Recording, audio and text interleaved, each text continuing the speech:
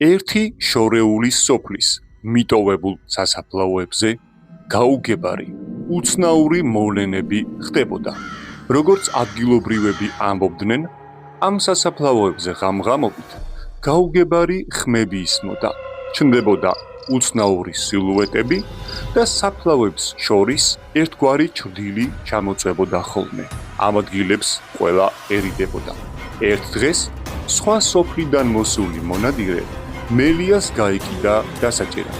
მელია სწორედ ამ უღრანი დღის ამ სასაფლაოებთან გაუჩინარდა, ხოლო მონადირეს უცნაური ხმები შემოესმა და რამდენიმე ადგილზე პატარა წითელი ალები გაჩნდა.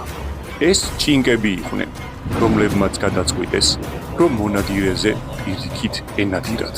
მონადირე შეეცადა, რომ ადგილს გაცლოდა, თუმცა წითელი თვალების რაოდენობა იზრდებოდა. ისინი გარშემო ყველგან იყვნენ. რაღაც მომენტში მონადირემ უკან მოიხედა და მის წინ აღმართული უზარმაზარი არსება დაინახა, რომელსაც ადამიანური ხელები და ფეხები ჰქონდა, თუმცა სახე თითქოს ერთგვარი ხის მოყვანილობის იყო. შემდეგ ტყეში ადამიანის საშინელი ყვირილი გაისმა და შემდეგ ყველაფერი გაჩუნდა.